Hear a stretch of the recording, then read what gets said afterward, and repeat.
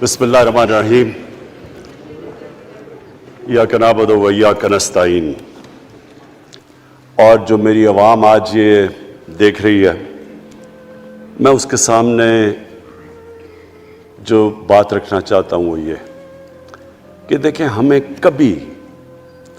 ये कभी भूलना नहीं चाहिए कि ये पाकिस्तान क्यों बना था। वो एक अंग्रेजी का एक फ्रेज है कि Nations without a vision die. कौम का जब अपना मकसद अपने नजरिए से पीछे हटती है, मर जाती है कौम। कौम में किसी मकसद के लिए बनती है। हम अपने वो जब तक वो पता नहीं हमें हम अपने बच्चों को नहीं बताएंगे, खुद हम जो आज लीडरशिप है, मेरा गलती से हाथ इधर चला गया, इधर की लीडरशिप मैं कह रहा हूं, जो हमारी लीडरशिप है उसको पता होना चाहिए कि ये बहुत बड़ा अजीम ख्वाब था पाकिस्तान का। इलामा इकबाल को नहीं पता था कि अगर पाकिस्तान बनेगा तो आज जिस तरह हमारे 20 करोड़ मुसलमान हिंदुस्तान में रह जाएंगे, तो वो तो सारे पाकिस्तान में नहीं आ सकते थे। तो इलामा इकबाल का क्या वजह थी पाकिस्तान बना ख्वाब देखने की? उनकी वजह यह थी कि हमने एक दुनिया को मिसाल देनी थी, कि असल में एक मॉडल बनाना था कि असल में एक इस्लामी रियासत क्या होती है।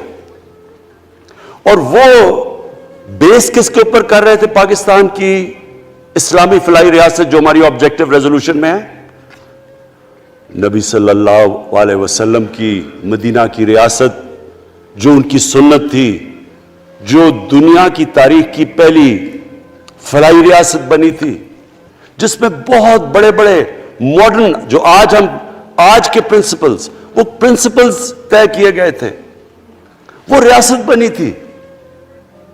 और वो रियासत एक मॉडल ऐसा था कि उसके बाद एक जिनको कोई जानता ही नहीं था, एक कौम, एक अरब कबीलों में तकसीम हुई कौम जिसकी हैसियत ही कोई नहीं थी, उन असूलों के ऊपर चलते हुए ये दुनिया की तारीख का मौजज़ा है जो हुआ उसके बाद। ये मैंने शफकत महमूद को कहा भी है कि हमारे बच्चों को हर स्कूल, चाहे वो इंग्लिश मीडियम, चाहे उर्दू मीडियम, चाहे दीनी मदरसे, सबको 8, 7, 8 और 9 क्लासेस में बकायदा सब्जेक्ट पढ़ाएं कि नबी सल्लल्लाहु अलैहि वसल्लम की जो जिंदगी थी और जो मदीना में किया वो क्या थी।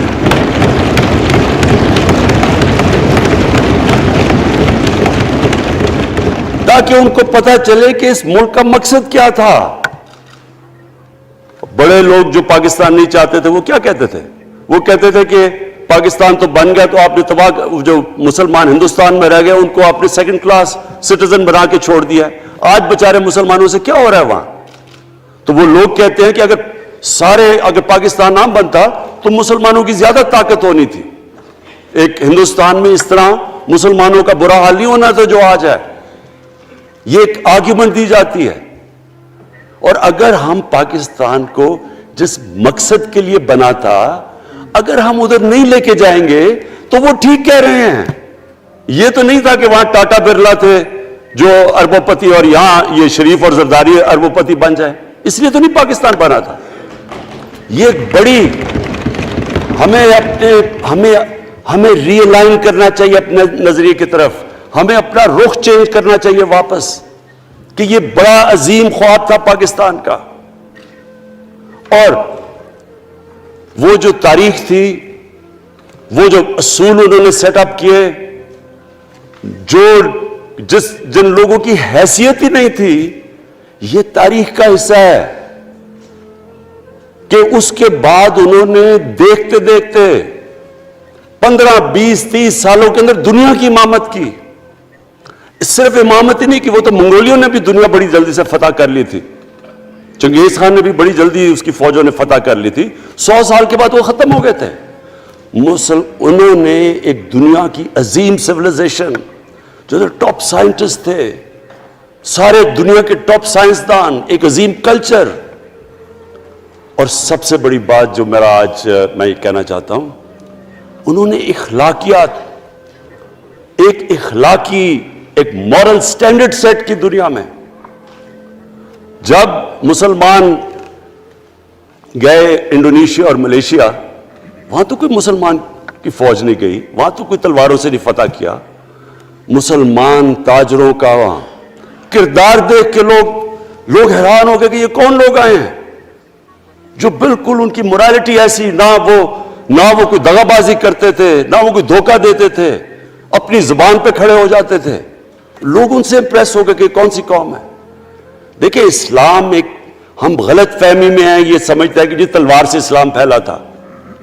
اسلام پھیلا تھا کہ وہ ایک انسان کے کیریکٹر کو ریفارم کرنے آیا تھا.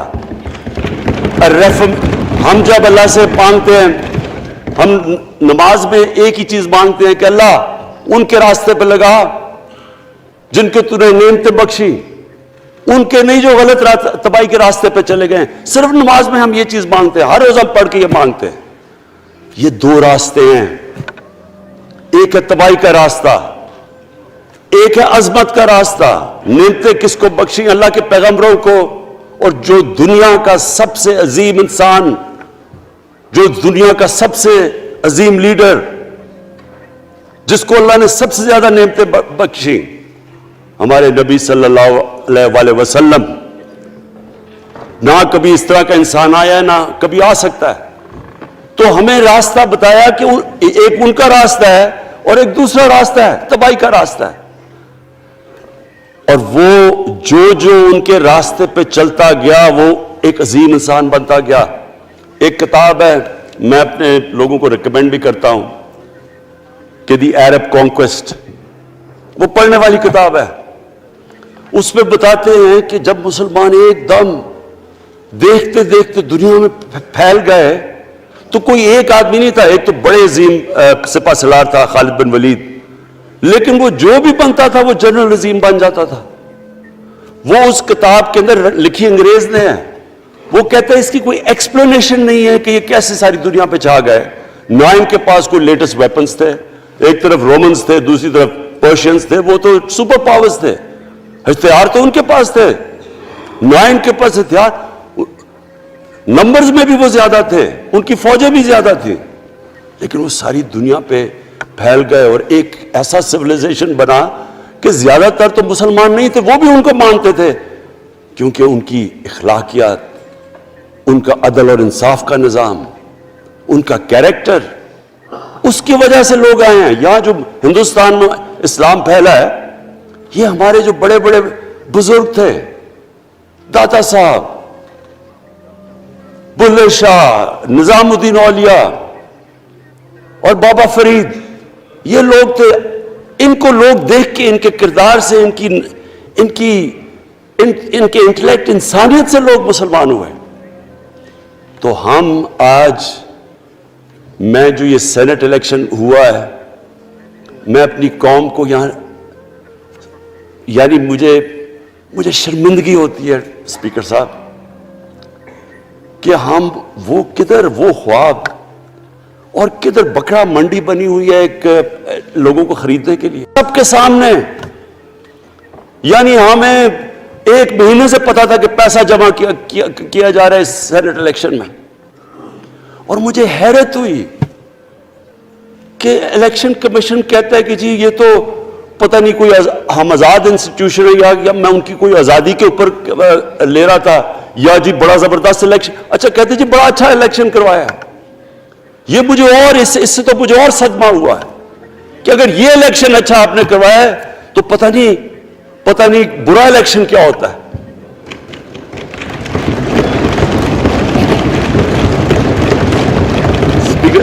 اسپیکر صاحب یہ دیکھیں، مجھے یہ افسوس یہ ہوتا ہے کہ ہم ایک چیز سمجھتے نہیں ہیں. ہم کہتے ہیں نا جی ہمارے معاشی حالات بہت برے ہیں. دیکھیں جی ہماری ڈیفیسٹ تھے، یہ ہمارے کرنٹ اکاؤنٹ، یہ جو بھی ہم کہتے ہیں قرضے چڑھے ہوئے ہیں. یہ جو قرضے چڑھے ہوئے ہیں یہ ایک بیماری کے سمٹمز ہیں. بیماری کچھ اور ہے. اخلاقی طور پہ ہماری قوم کو تباہ کیا ہے. پھر معاشی تباہی آتی ہے. آج مجھے ایک ملک کا بتا دیں جس کی اخلاقیات اوپر ہو, جن کے مورل سٹینڈرڈز اوپر ہو اور وہ غریب ہو. ایک ملک مجھے بتا دیں, اور کوئی ملک مجھے بتا دیں جتنا مرضی پیسہ ہو, وسائل ہو, سب کچھ ہو, لیکن وہاں کی بھی جو لیڈرشپ کرپٹ ہو, وہ مجھے بتا دیں کہ اس میں خوشحالی ہو. دیکھیں یہ ساتھ ساتھ جاتا ہے. اس وقت کیا ہوا تھا مدینہ کی ریاست میں؟ کیا انہیں کوئی سونا تیل مل گیا تھا؟ کیا ہوا تھا؟ کوئی ان کے پاس کوئی پیسے آ گئے تھے؟ کیسے وہ اوپر اٹھ گئے تھے؟ کوئی انہوں نے قرضے لیے تھے؟ کس طرح اٹھے تھے اوپر؟ دنیا کے عظیم لیڈر نے ان کی اخلاقیات اٹھا دی تھی. صادق اور امین,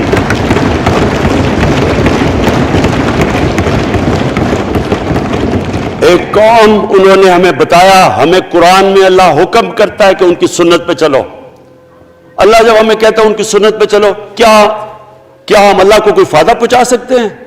ہماری بہتری کے لیے کہتا ہے. قرآن شریف میں سب کچھ ہماری بہتری کے لیے اللہ نے, یہ تمہارے لیے بک آف گائیڈنس ہے ہمیشہ کے لیے, اور یہ ہماری بہتری کے لیے ہے. تو وہ جب ہمیں کہتا ہے کہ نبی صلی اللہ علیہ وسلم کے راستے پہ چلو, وہ ہماری بہتری کے لیے کہتا ہے. اور میں, جس نے اس عمر میں ساری دنیا دیکھ لیا ہے, اسپیکر صاحب میں آپ کو بتاؤں, مجھے تکلیف ہوتی ہے دیکھ کے. جب میں یہ مغربی ملکوں میں جاتا ہوں, اسکینڈینیویا میں, سوئٹزرلینڈ میں, آپ وہاں کے اخلاقی سٹینڈرڈز دیکھیں, ان کی مورل سٹینڈنگز دیکھیں, شرم آئے گی آپ کو کہ جو ہمارے ملک میں ہو رہا ہے. اور یہ جو سینٹ کا الیکشن ہوا ہے, آپ کو افسوس ہوگا کہ ہم وہ کس کی امت ہیں, ہم کس کی امت ہیں, کس کے نام پہ پاکستان کا مطلب کیا, لا الہ الا اللہ, اس پہ یہ ہمارا ملک بنا تھا. اور آج دیکھیں ایک کرپٹ آدمی, دنیا میں ثابت کیا ہوا کرپٹ آدمی آصف زرداری, دنیا میں اس کے اوپر لکھا ہوا کہ مسٹر 10%, مضمون لکھے ہوئے ہیں, فلمیں بنی ہوئی ہیں اس کے اوپر. اور اس ملک میں لوگ کہیں جی ایک زرداری سب پہ بھاری, کیا کہ وہ رشوت دیتا تھا اس لیے سب پہ بھاری ہو گیا؟ کیا یہ ہمارا ملک؟ دوسری طرف دیکھیں, دوسری طرف یہاں بیٹھے ہوئے ہمارا لیڈر نواز شریف. اور نواز شریف ایک ڈاکو, ملک کو 30 سال سے لوٹ کے ملک سے باہر بھاگا ہوا ہے, جھوٹ بول کے باہر بھاگا ہوا ہے. سارے ملک کے سامنے ہمیں کیبنٹ میں ہم نے 6 گھنٹے میں بتایا جی اس کو یہ بھی بیماری ہے, اس کو یہ بھی بیماری ہے, اس کو یہ بھی بیماری ہے, وہ شاید وہ جہاز پہ بھی نہ چڑھ سکے, وہ شاید مر جائے گا. شیرین کے آنسو آ گئے کیبنٹ میں, اور شیرین کے آنسو آنے آسان کام نہیں ہے اسپیکر صاحب. تو ہم نے اس کو وہاں, جیسے وہ جہاز پہ چڑھا, جیسے وہاں گیا, وہ ایک دم ہی تبدیل. اور آج وہاں جا کے تقریریں کر رہا ہے, وہاں بیٹھ کے اسکیمیں کر رہا ہے, وہاں بیٹھ کے پلاننگ کر کے جی اسے اتنا پیسہ دو, ادھر پیسہ کھلاؤ. ساری ان کی ایک کوشش ہے, جب سے ہم 2.5 سال سے حکومت آئی ہے, یہ سارے بڑے بڑے ڈاکو اکٹھے ہو کے یہ سمجھ رہے ہیں کہ عمران خان کو کرسی کا اتنا شوق ہے کہ اس کے اوپر اتنا پریشر ڈالو کہ یہ جی ہمیں جس طرح جنرل مشرف نے NRO دیا تھا یہ بھی دے دے گا. جنرل مشرف, فوج اس کے نیچے, عدلیہ اس کے کنٹرول میں ساری. میں کیونکہ میں ادھر ممبر پارلیمنٹ تھا تب, اپوزیشن نہ ہونے کے برابر. جو اپوزیشن کے اندر جو مین آدمی تھا فضل الرحمان, وہ اس کے ساتھ ملا ہوا تھا, وہ 2 نمبر ہمیشہ سے تھا, رائٹ. اور وہ آدمی جس کے پیچھے امریکہ ان کی جنگ لگا تھا, سب کچھ, وہ ان کے پریشر میں آ کے ان دونوں کو NRO دیا. اور اتنا بڑا اس ملک کے اوپر اس نے جرم کیا ہے. ان دونوں نے آ کے NRO لے کے دونوں ہاتھوں سے ملک لوٹا. اس کے بعد دونوں نے اس ملک کے اوپر 4 گنا زیادہ قرضہ چڑھایا. اسپیکر صاحب, 6,000 ارب سے ہمارا قرضہ جو ٹوٹل لائبلٹیز 30,000 ارب پہ پہنچا دی. آج ہمارے اوپر کیا مسئلہ ہے؟ ہمیں یہ قرضوں کی قسطیں دیتے ہوئے بیچارے لوگوں کے اوپر بوجھ ڈالنا پڑتا ہے.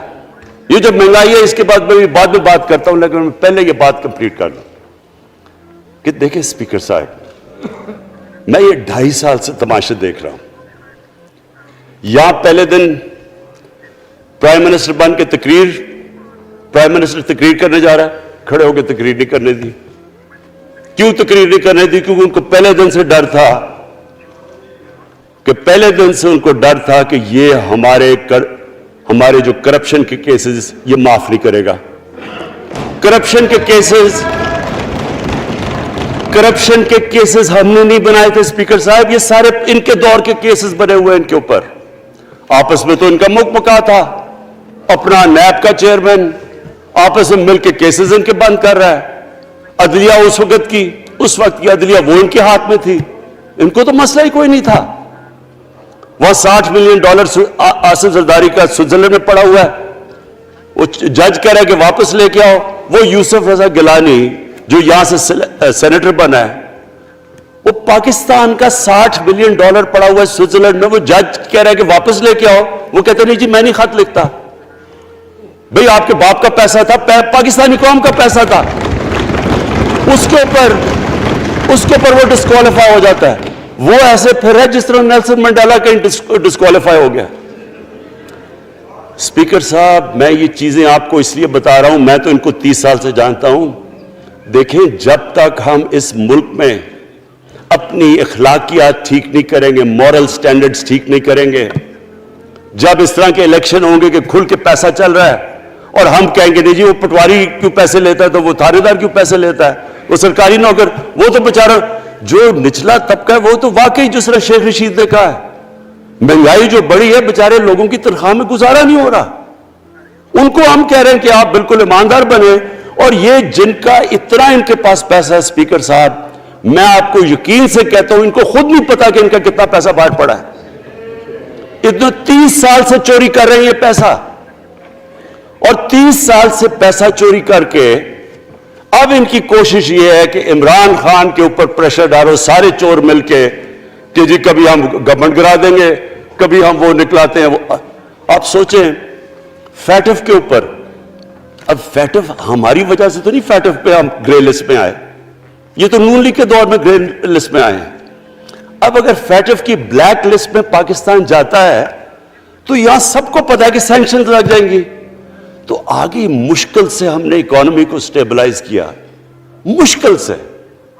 اگر بلیک لسٹ میں جاتا ہے تو اکانومی سیدھی نیچے. آج جو لوگوں کو مشکل پڑی ہوئی ہے اور مشکل پڑی ہوئی ہے ہمارے لوگوں کو مہنگائی کی، اس کی وجہ یہ ہے کہ ہمارا روپیہ جو تھا تقریباً 107 روپے کا آج 160 روپے کا. تو جب روپیہ گرتا ہے تو ساری چیزیں باہر سے مہنگی ہو جاتی ہیں، پٹرول، ڈیزل، بجلی.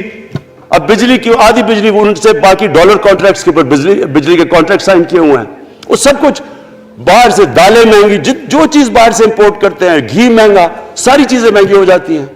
تو یہ سوچ لیں کہ اگر ہمارے اوپر سینکشنز لگ جائیں، اگر ہمارے اوپر فیٹف کی سینکشنز لگ جاتی تو یہ تو آپ تو سوچ ہی نہیں سکتے کہ یہ ملک میں کیا حال ہونا تھا. تو ہم اپنے ملک کے لیے فیٹف کی ریکوائرمنٹ پہ لیجسلیشن کروا رہے ہیں، اور انہوں نے جناب اتنا بڑا وہ ذرا پکڑا، اتنا بڑا وہ لا دیا جی، اتنا بڑا جی، یہ 34 شکیں چینج کر دیں نیب میں. اب نیب کا فیٹف سے کیا تعلق ہے؟ انہوں نے سمجھا کیا عمران خان قابو آ گیا، اب تو یہ ڈر کے فیٹف کی بلیک لسٹ سے اب تو جناب ہمیں یہ 34 شکیں سائن کر کے تو نیب کو ختم کر دے گا. مطلب یہ کہ صرف ان کی چوری کے کیسز ختم ہو جائیں، بس ون پوائنٹ ایجنڈا ان کا. اور میں نے آپ کو پہلے دن یہاں سے کہا تھا، پہلے دن یہاں کھڑے ہو کے میں نے کہا تھا کہ ان کا صرف ون پوائنٹ ایجنڈا. میں ان کو جانتا ہوں، جب یہ سارے اپوزیشن میں میرے ساتھ تھے. ان کا صرف ایک خوف ہے کہ یہ NRO نہیں دے گا، لہٰذا اس کو اتنا بلیک میل کرو. اور اب فیٹف کے اوپر تو یہ پھنس گیا ہے تو اب اس سے لے لو، اس سے کنسیشن لے لو تاکہ نیب ختم ہو جائے. اب سوچیں کیا ان کو ملک کا فکر ہے؟ کیا ان کو نہیں پتا تھا کہ کیا ہونا ہے اگر فیٹف کی بلیک لسٹ پہ چلے جاتے ہیں؟ اس کے بعد انہوں نے جلسے کرنے کی کوشش کی، बड़ा जी पब्लिक निकालेंगे हम, मीनार पाकिस्तान के अंदर जलसा। मीनार पाकिस्तान का ये जानते नहीं। देखें, इनके भी आ गए एक शहजादा एक शहजादी जिन्होंने जिंदगी में कभी काम किया नहीं है, ना उनको पता है कि स्ट्रगल होती क्या है। जनाब मीनार पाकिस्तान खुद ही अखबारों के अंदर अपने आप को पैसे खर्च करके अखबारों में जरा नुमाया करके जनाब इन्होंने मीनार पाकिस्तान में जलसा कर लिया। अब मैं तो जानता हूं मीनार पाकिस्तान, और मैं तो अपने लाहौर को भी जानता हूं, मैं तो अपने लाहौर शहर को भी जानता हूं। वो लाहौर शहर मुल्क का कोई पैसा चोरी किया हो उसके खिलाफ तो निकलेगा, लेकिन बड़े बड़े डाकू अगर वो समझ रहे हैं कि अपनी चोरी बचाने के लिए लाहौर शहर को निकालेंगे, तो वही हुआ जो इनके साथ मीनार पाकिस्तान में हुआ। अब आके जो और डॉक्टर फहमीदा मिर्जा ने बड़ा अच्छा आपको एक्सप्लेन किया। उन्होंने बताया कि ये क्यों जरूरी था ओपन बैलेट। उन्होंने बताया कि इलेक्शन कमीशन की तो रिक्वायरमेंट है कि ऑनेस्ट हो, फ्री और फेयर इलेक्शन हो। तो इन्होंने 2008 में चार्टर ऑफ डेमोक्रेसी में कहा हुआ कि जी ओपन बैलेट होनी चाहिए, दोनों पार्टीज ने। और उसके बाद एकदम वहां से दोनों सब उधर से भाग के और कहते नहीं जी खुफिया बैलेट होनी चाहिए। मैंने तब कह दिया कि खुफिया बैलेट का एक मकसद था, सारे मिलकर कोशिश करेंगे कि हफीज शेख को हराएं, और वो जो आदमी जीता है पाकिस्तान का करप्ट तरीन आदमी। मैं एक चीज आपको आज कहता हूं, यूसुफ रजा के आप सिर्फ एसेट्स देख लें, प्राइम मिनिस्टर बनने से पहले थे और उसके बाद क्या एसेट्स है, भाई एक चीज देख लें, कोई आपको कुछ करने की जरूरत नहीं है, आपको पता चलेगा इन्होंने इसने क्या किया अपने जमाने में। तो उसको ला के यहां बैठा के तो जनाब इन्होंने सारा पैसा लगा के, और हमें सब पता था क्या हो रहा है, और उसको जाके जनाब इन्होंने हरवा दिया हफीज शेख को। अब क्या पैगाम गया सारे मुल्क में इसका, मैंने क्यों ये आज वोट ऑफ कॉन्फिडेंस लिया, इसका क्या पैगाम गया दुनिया में? सारे लोगों के सामने ओपन हॉर्स ट्रेडिंग, लोगों को रातों को कॉल कर रहे हैं, या मैं तो खास दाद देना चाहता हूं, मेरे मेंबर्स बैठे हैं, ख्वातीन बैठी हैं जिनको कॉलें गई हैं रात कि जी 2 करोड़ से रेट शुरू होगा, हम अब आपको आगे पैसे देंगे। इनको सारों को पैसे ऑफर कर रहे हैं।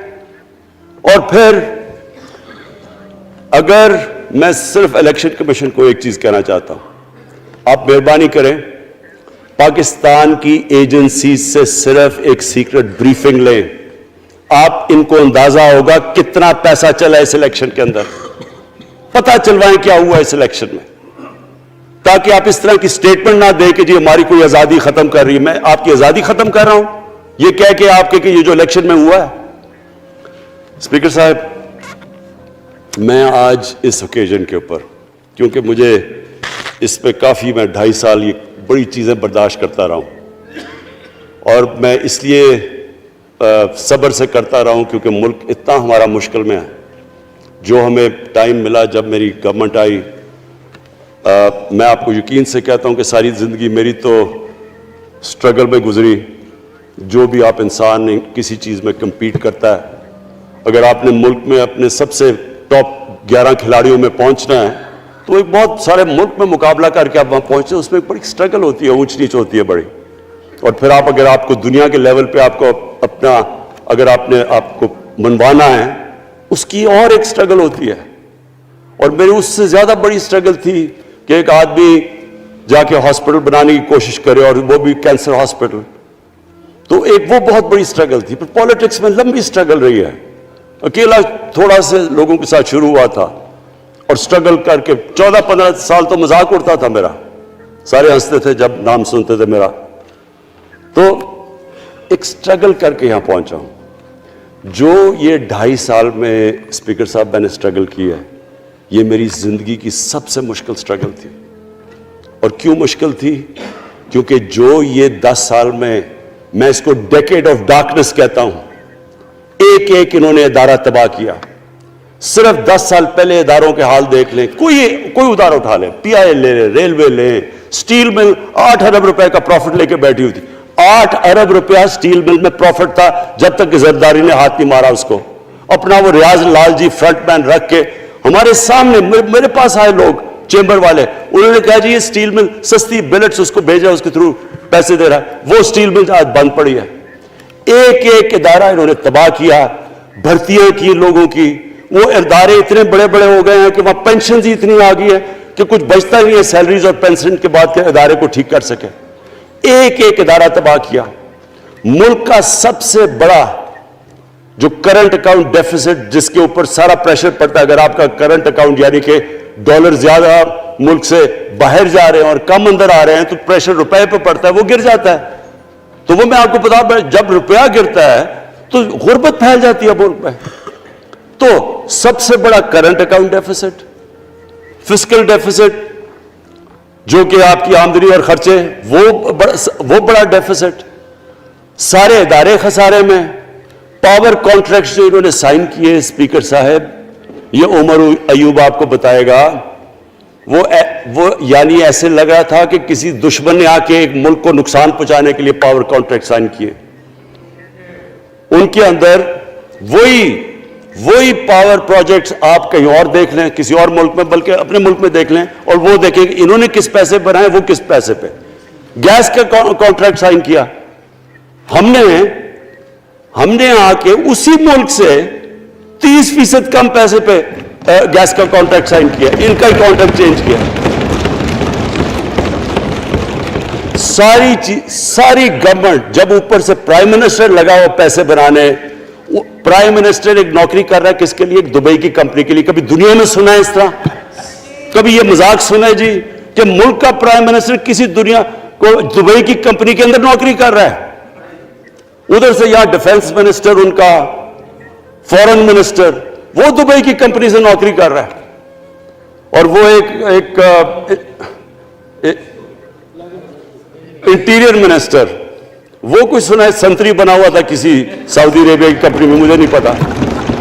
کبھی یہ سنا ہے یہ ملک سے کسی ملک سے ایسا مذاق ہوا ہے؟ یہ سارے طریقے تھے اس ملک سے پیسہ منی لانڈر کر کے باہر لے جانا. آج مجھے یہ بتائیں, میں یہ جو سارے ہماری جو اپوزیشن ہے, میں ان سے سوچتا ہوں, میں کئی دفعہ ان کی شکلیں دیکھ کے پوچھتا ہوں ان سے کہ کیا آپ واقعی سمجھتے ہیں کہ آپ دونوں کے لیڈر ایماندار ہیں؟ کیا یہ واقعی سمجھتے ہیں کہ ان کی جو یہ دولتیں بڑی ہیں یہ ایمانداری سے بنی ہیں؟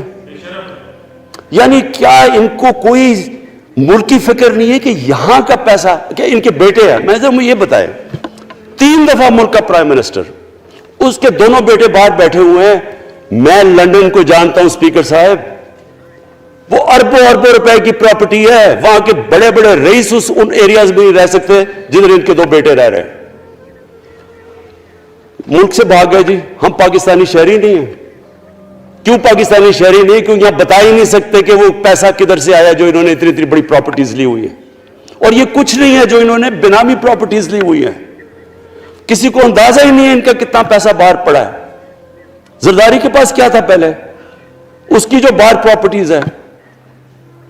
تو کیا ان لوگوں کو نہیں پتا کہ اس ملک کا پیسہ چوری کر کے یہ باہر لے کے جا رہے ہیں اور یہ پھر بھی ان کی سپورٹ کر رہے ہیں؟ اور یہ جو سینٹ کا الیکشن, کیا انہیں نہیں پتا کہ بڑا جی عقل مند پولیٹیشن ہے زرداری, لوگوں کو رشوت دے کے ان کو خرید رہا ہے. ساری قوم کے سامنے یہ ہو رہا ہے. میں یہ صرف آخر میں یہ کہنا چاہتا ہوں اس ایشو کو ختم کرتے ہوئے کہ دیکھیں اسپیکر صاحب, کوئی ملک آگے نہیں بڑھ سکتا ایسے. میں اکیلا عمران خان کو کرپشن کر کے کرپشن نہیں ٹھیک کر سکتا. میں عدلیہ کو کیا, کیسز تو عدلیہ میں یا نیب کے اندر ہے, میرا تو ان کے اوپر کوئی کنٹرول نہیں ہے. میں آج پاکستان کی عدلیہ کو اور نیب کو, جو آپ کو میری گورنمنٹ سے مدد چاہیے ہے کنوکشنز کرنے کے لیے, ساری چیزیں ایک طرف, یہ اس ملک کا سب سے بڑا مسئلہ ہے. جب تک آپ لوگوں کو سزا ہی نہیں دیں گے,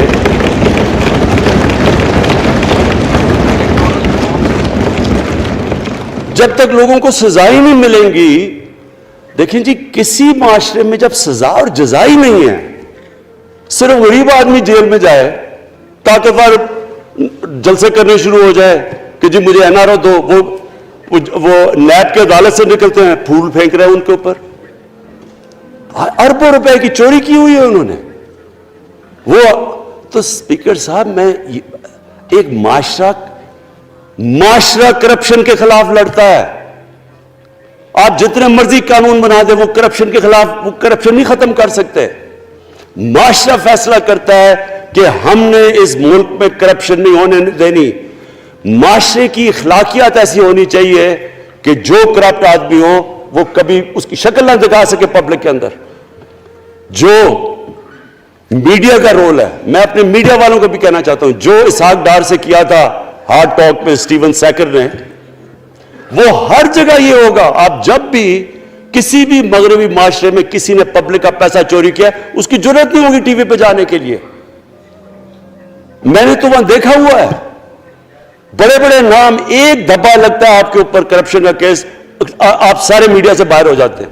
یہاں ہر روز شام کو بیٹھ کے اربوں روپے کی کرپشن کی ہوئی ہے, ان کو کسی نے قتل کیے ہوئے ہیں, اور آرام سے بیٹھ کے جراوہ میں لیکچر دے رہے ہوتے ہیں. اسپیکر صاحب, معاشرہ لڑتا ہے. اس کے اندر ہمیں سب کو مل کے اپنے ملک کو اگر بچانا ہے, معاشی طور پہ بھی بچانا ہے, پہلے ہمیں اپنے اخلاقی سٹینڈرڈز ٹھیک کرنے پڑیں گے. سارے ملک کو مل کے لڑنا پڑے گا. اگر ہم نے اپنے بچوں کے مستقبل کو بچانا ہے, اپنی آنے والی جنریشنز کو بچانا ہے, اس ملک کو ایک عظیم ملک بنانا ہے, تو وہ شروع ہوگا جب ہم مدینہ کے ریاست کے سب سے بڑے اصول عدل اور انصاف, کیونکہ انصاف اور عدل جب ایک معاشرے میں آ جاتا ہے, جب ایک معاشرہ کھڑا ہو جاتا ہے میریٹوکریسی کے اوپر, جب ایک معاشرے میں صرف ایک جو کرپٹ جتنا مرضی طاقتور ہو وہ جیل میں جاتا ہے اور عام آدمی اوپر آ سکتے ہیں, وہ معاشرہ تب آگے بڑھتا ہے. تو میں صرف اس کے اوپر یہ کہنا چاہتا ہوں کہ مجھے ساری قوم کی اس میں مدد کی ضرورت ہے. میں اپنی ساری زندگی کوشش کر چکا ہوں اور کرتا رہوں گا. میں تو اپنی پارٹی کو یہ بھی کہا تھا کہ اگر میری پارٹی ساری بھی چھوڑ دے, میں اکیلا بھی ان کے خلاف لڑتا رہوں گا. میں تو کبھی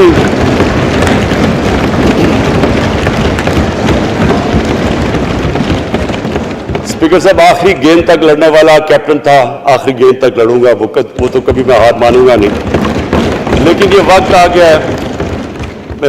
گیا ہے کہ ملک کو اپنے آپ کو بچانا ہے, آنے والی جنریشنز کو ہم نے بچانا ہے.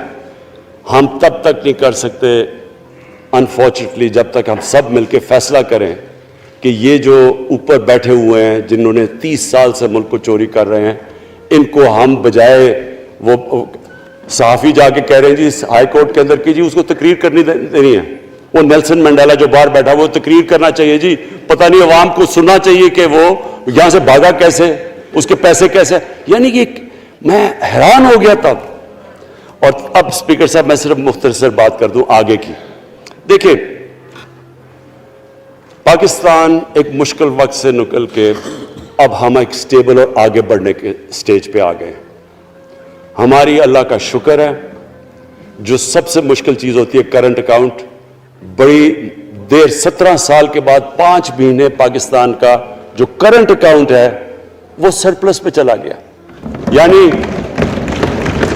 ہمارے جتنے ملک میں ڈالرز آ رہے ہیں اور جتنے باہر جا رہے ہیں, اللہ کا کرم ہے زیادہ ڈالرز آ رہے ہیں. ہمارا روپیہ خود ہی, ہم پیسے نہیں لگا رہے اس کو, خود روپیہ اسٹرینتھ گین کر رہا ہے. یہ بڑا امپورٹنٹ ٹائم ہے کہ اس وقت, اور یہ اس کے باوجود کہ اس ملک میں کرونا ہوا, ساری دنیا کی اکانومیز کرونا میں بری طرح متاثر ہوئی, اس کے باوجود اوپر والے کے کرم خاص طور پہ. اور میں کہوں گا کہ ہماری جو ٹیم تھی, ہمارا جو جس طرح ہم نے مانیٹر کیا اور جس طرح ہم نے ڈیٹا بیس گیدر کیا اور ہم نے ہر ایک چیز فالو کر کے ہم نے جیسے اپنے لوگوں کو بچایا ہے. میں خاص طور پہ اپنی ٹیم یاسد عمر اور ہماری جو ٹیم تھی اپنے ڈاکٹر فیصل میں ان کو خاص طور پہ خراج تحسین پیش کرتا ہوں. تو اس مشکل وقت سے بھی آپ دنیا میں دیکھیں اور جس طرح پاکستان نکلا. اب دیکھیں آگے ہمارا چیلنج کیا ہے. ہمارا چیلنج یہ ہے کہ ہم اپنی جو ایکسپورٹس ہیں ان کو بڑھائیں, کیونکہ صرف گروتھ ایک ہی طرح ہوتی ہے ایکسپورٹ لیڈ. اللہ کا شکر ہے کہ بیرون ملک پاکستانیوں نے ریکارڈ پیسہ پاکستان بھیجا ہے. جو کہ ہمارے ملک میں آیا ہے ریمیٹنسز کے. اب ہم نے انویسٹمنٹ کے اوپر لگے ہوئے ہیں. اس وقت سب سے زیادہ کمپنیز رجسٹر ہوئی ہیں ایسی سی پی میں. اس کا مطلب کہ نئی انویسٹمنٹ پاکستان میں آنے والی ہے. لوگ تیار ہو گئے انویسٹ کرنے کے لیے. ہمارا صرف مسئلہ اسپیکر صاحب ایک ہے بجلی کا. یہ بڑا مسئلہ ہے. کانٹریکٹ مہنگے سائن کیے ہوئے, جس بجلی جو کانٹریکٹ سائن کیے ہوئے ہیں اس کو جس پہ وہ بجلی پروڈیوس ہو رہی ہے, بدقسمتی سے وہ اگر بجلی کی قیمت بڑھاتے ہیں تو لوگ آگے اور مشکلوں میں پڑے ہوئے ہیں. بجلی کی وجہ سے سب چیزیں مہنگی ہو جاتی ہیں. نہیں بڑھاتے تو قرضے, وہ جو گردشی قرضے ہیں وہ بڑھتے جا رہے ہیں. ہمارا ایک یہ چیلنج ہے. اس کے اوپر صرف اپنی قوم کو بتانا چاہتا ہوں کہ باقاعدہ ہم ہر طریقہ سوچ رہے ہیں کہ ہم نے اس میں سے کیسے ہم نے اپنے لوگوں کے اوپر بوجھ کم کرنا ہے. ایک تو میں اپنی ٹیم کو یہ بھی کامیابی دیتا ہوں کہ بڑی دیر اور مشکلوں سے آئی پی پیز کے ساتھ ہم نے نئے کانٹریکٹ سائن کیا, جس کے اندر بہت پاکستان کا پیسہ بھی بچے گا اور جو آگے جا کے قرضہ بڑھنا تھا وہ نہیں بڑھے گا. جو میرے اوپر سب سے زیادہ پریشر ہے اس وقت اسپیکر صاحب وہ ہے مہنگائی کا. مہنگائی میں نے آپ کو بتا بھی دیا کہ مسئلہ ایک جب آپ کی روپیہ گرتا ہے تو جب چیزیں مہنگی ہو جاتی ہیں ایک وہ ہے. لیکن میں اپنی قوم کو صرف ایک چیز کہنا چاہتا ہوں کہ سب سے زیادہ اس وقت میری حکومت ایک ہی چیز پہ لگی ہوئی ہے کہ ہم کس طرح لوگوں کے اوپر مہنگائی کا بوجھ کم کریں. اس کے لیے ہم بڑی بڑی چیزیں آپ کے سامنے لے کے آئیں گے آنے والے دنوں میں, جس میں کوشش یہ ہے کہ ہم اپنے ملک میں جو سارا نچلا طبقہ ہے ان کو سبسڈائز کریں, اپنے احساس پروگرام کے ذریعے ان کو ڈائریکٹلی ہم فنڈ کریں. یہ انشاءاللہ آپ کے ساتھ آئے گا. ابھی میں نے ایکسپیریمنٹ ایک اور شروع کر دیا, وہ ایک ہفتے تک ابھی ٹرائل پہ ہے کہ ہم ایک پروگرام لے کے آ رہے ہیں کوئی بھوکا نہ سوئے. ہم نے خاص کچنز بنائے ہیں, ایریاز چوز کیے ہیں جدھر سب سے زیادہ بھوک ہے, تاکہ ہم کم از کم جب تک ہماری ملک اٹھتا ہے اوپر, ہم کم از کم ان تک کھانا پہنچائیں کہ ہمارے ملک میں کوئی بھوکا نہ سوئے. اور یہ پوری میں کیمپین شروع کرنے لگا ہوں. ہیلتھ کارڈ پنجاب کے اندر اور پختونخوا میں, پختونخوا کی گورنمنٹ کو تو میں خاص مبارک دیتا ہوں کہ انہوں نے سارے اپنے پختونخوا کے لوگوں نے خاندانوں کو کور کر لیا ہیلتھ انشورنس سے. یہ بڑے بڑے امیر ملکوں میں بھی ایسا نہیں ہوتا کہ ہر ایک خاندان کے پاس 10 لاکھ روپے کی انشورنس ہوگی, کسی بھی ہسپتال میں جا کے اپنا علاج کروا سکیں. میں خاص طور پہ محمود خان اور آپ کی کیبنٹ کو مبارک دیتا ہوں. پنجاب کیونکہ بہت بڑا ہے, انہوں نے بھی فیصلہ کر لیا ہے. عثمان بزدار آپ کی اور آپ کی ٹیم کو میں خاص مبارک دیتا ہوں کہ اس سال کے اینڈ تک وہ سارے پنجاب کے اندر ہیلتھ کارڈ پہنچا دیں گے. یہ ایک عام آدمی کے لیے سب سے بڑی, کم از کم جیسے جیسے ہم اپنے ملک کو اٹھا رہے ہیں تو کم از کم ہم لوگوں کی بنیادی ضروریات پوری کریں. اور جو کسان ہیں جی, کسانوں کے لیے ایک بڑا زبردست پروگرام لے کے آ رہے ہیں. اس کے اوپر بھی ہمیں بڑا برین سٹارمنگ کی ہے کہ کیسے ہم کسان کی مدد کر سکتے ہیں. پرابلم تو ہمارے پاس یہ ہے نا کہ جتنا ہم پیسہ اکٹھا کرتے ہیں آدھا پیسہ قرضوں کی قسطوں پہ چلا جاتا ہے, تو پیسہ کم بچتا ہے. لیکن ہم نے فیصلہ کیا کسانوں کے اوپر ہم خاص زور دینے لگے ہیں, تاکہ وہ بعد میں بات کروں گا. تو دو چیزیں اور جی. دیکھیں, میں قوم سمجھتی ہے نا کہ اب ہم کیسے یہ جو قرضے ہمارے اوپر چڑھے ہوئے ہیں ان سے کیسے نکلنا ہے. اس سے صرف ایک ہی طریقہ نکلنے کا کہ ہم اپنے ملک میں دولت کے اندر اضافہ کریں, ویلتھ کریشن کریں. اس کے لیے ہم کیا کرنے جا رہے ہیں؟ اس کے لیے ہم نے میگا پروجیکٹس بنائے ہوئے ہیں.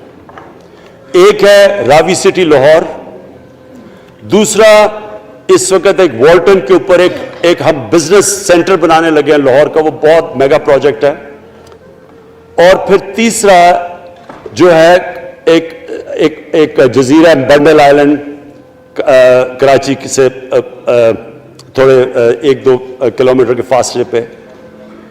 ان سے یہ کیوں کرنے جا رہے ہیں, میں صرف لوگ سمجھیں کہ کیوں. ایک تو یہ ہمارے شہر پھیلتے جا رہے ہیں, جتنا شہر پھیلتا جائے گا نہ آپ ان کو سیوریج دے سکتے ہیں، نہ پانی دے سکتے ہیں، نہ صفائی کر سکتے ہیں.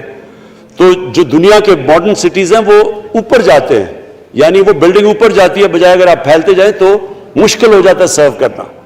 تو ایک تو ماڈرن سٹیز پہلی دفعہ بنا رہے ہیں پاکستان میں اسلام آباد کے بعد. ایک وہ راوی سٹی، وہ بہت ضروری ہے. اس سے لاہور کا جو پانی نیچے جاتا جا رہا ہے وہ ہم وہاں بیراج بنا کے پانی اس کا بچانے لگے ہیں.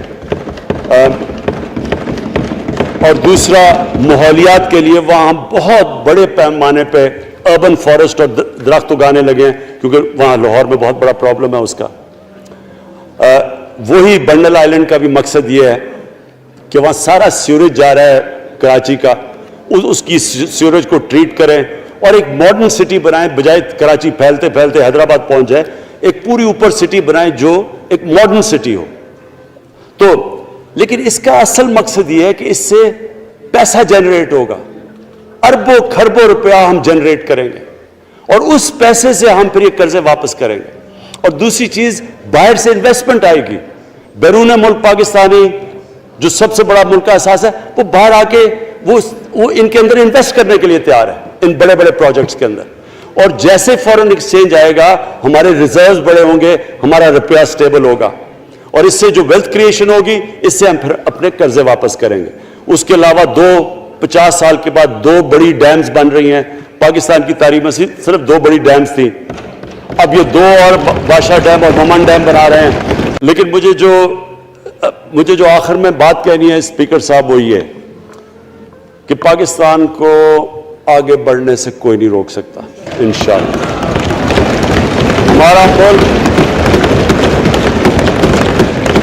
ہمارے ملک میں، کیونکہ میں شاید ہی لوگ اتنا اپنے ملک کو انہوں نے اس طرح دیکھا جیسے میں نے سارا ملک پھیرا ہوا ہوں. اللہ نے ہر قسم کی نعمت دی ہے. اس ملک میں جو پوٹینشل ہے شاید ہی کسی ملک میں ہے. اس کا جو لوکیشن ہے جیو اسٹریٹجک وہ بھی شاید ہی کسی ملک کے پاس ہے. 12 موسم اللہ نے دیے ہوئے ہیں، یہاں اوپر سے لے کے نیچے تک کچھ بھی اگا سکتے ہیں. زرخیز زمین ہے جس کو ہم صحیح طرح استعمال نہیں کر پا رہے کیونکہ ہماری ساری پروڈکٹیوٹی بڑی کم ہے، ٹیکنیکس بڑی پرانی ہیں. چائنا کے ساتھ مل کے اس طرف بھی ہم جا رہے ہیں کہ اپنی پروڈکٹیوٹی بڑھانے کے لیے.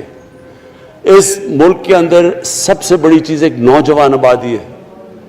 اور آگے جو جسے کہتے ہیں کہ اگلی جو ریولوشن، 4th انڈسٹریل ریولوشن کے بعد یہ جو ٹیکنالوجی کی ریولوشن آ رہی ہے، اس میں ہمارے پاس ایک ینگ آبادی ہے اور اس کے اوپر اب ہم پورا زور لگائیں گے.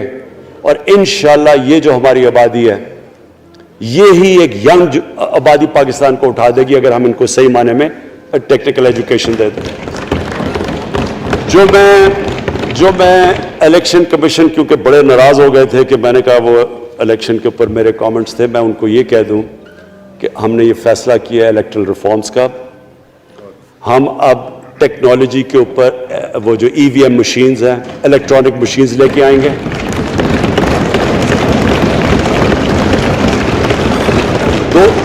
دو چیزیں کر رہے ہیں. ایک اوورسیز پاکستانیز کے لیے آپ پورے لگے ہوئے ہیں کہ اوورسیز پاکستانیز بھی ووٹ ڈال سکیں، اور دوسری چیز الیکٹرانک مشینز لے کے آ رہے ہیں. اور کیونکہ یہ الیکٹرانک مشینز کے بغیر ہمیں الیکشنز نہیں کرنے چاہیے، نہیں تو جو ہارتا ہے وہ کہتا جی داندلی ہو گئی. ہم نے اس طرح کا سسٹم لے کے آ رہے ہیں کہ امریکہ کے اندر جب ڈونلڈ ٹرمپ نے کہا کہ الیکشن میں داندلی ہوئی ہے، سارے انہوں نے جب الیکشن کھولا تو ایک بھی وہ نہیں ثابت کر سکے داندلی ہوئی، کیونکہ الیکٹرانک مشینز تھی، ان کے پاس وہ سسٹم تھا. انشاءاللہ وہ سسٹم لے کے آ رہے ہیں تاکہ ہمیشہ کے لیے آگے سے یہ چیز ختم ہو جائے کہ جو ہارا تھا وہ ہار مانے گا، جو جیتے گا وہ جیت. جس طرح کہ انشاءاللہ ہماری حکومت کرے گی، جس طرح کہ ایز کیپٹن پاکستان دنیا کی کرکٹ کی تاریخ میں پہلی دفعہ نیوٹرل امپائرز میں لے کے آیا تھا. بہت بہت شکریہ.